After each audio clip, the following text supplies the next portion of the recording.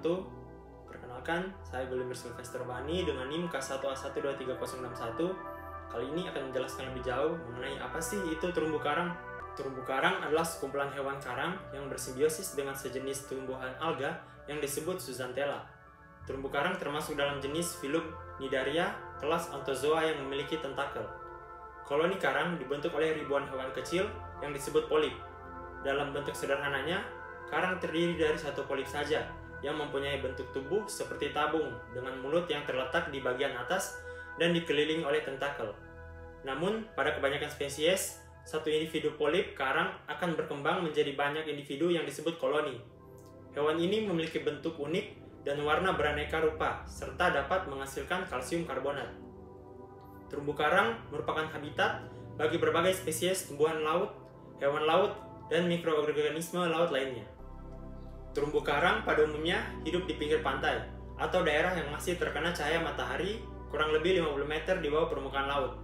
Beberapa tipe terumbu karang dapat hidup jauh di dalam laut dan tidak memerlukan cahaya. Namun, terumbu karang tersebut tidak bersimbiosis dengan Zooxanthellae dan tidak membentuk karang.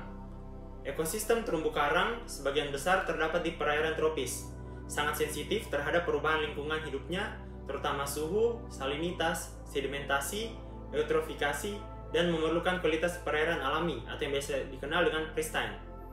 Demikian halnya dengan perubahan suhu lingkungan akibat pemanasan global yang melanda perairan tropis pada tahun 1998 telah menyebabkan pemutihan karang atau yang biasa dikenal dengan coral bleaching yang diikuti dengan kematian massal mencapai 90 hingga 95%. Untuk dapat bertumbuh dan berkembang biak secara baik, terumbu karang membutuhkan kondisi lingkungan hidup yang optimal, yaitu pada suhu hangat sekitar di atas 20 derajat.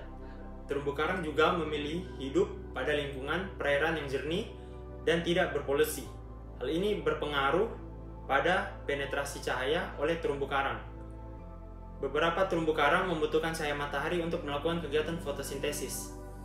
Polip-polip penyusun terumbu karang yang terletak pada bagian atas terumbu karang dapat menangkap makanan yang terbawa arus laut dan juga melakukan fotosintesis.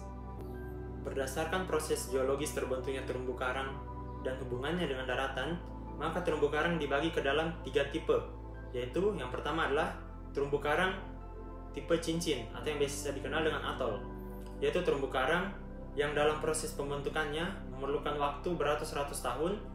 Terumbu karang cincin biasanya terdapat di pulau-pulau kecil yang terpisah jauh dari daratan.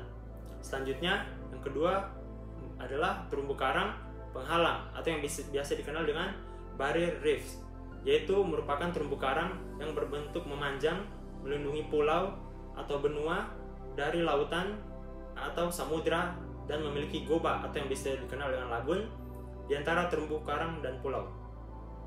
Yang ketiga atau yang terakhir adalah terumbu karang tepi atau yang biasa dikenal dengan fringing reef, yaitu tipe yang paling banyak terdapat di Indonesia. Terumbu karang tipe ini berada di tepi pantai yang jaraknya kurang dari 100 meter ke arah laut. Selanjutnya atau yang terakhir, saya akan menjelaskan mengenai kerusakan terumbu karang di Indonesia. Indonesia merupakan negara yang mempunyai potensi terumbu karang terbesar di dunia. Luas terumbu karang di Indonesia diperkirakan mencapai sekitar 60.000 km. Hal tersebut membuat Indonesia menjadi negara pengekspor terumbu karang pertama di dunia. Akhir-akhir ini, kerusakan terumbu karang terutama di Indonesia meningkat secara pesat.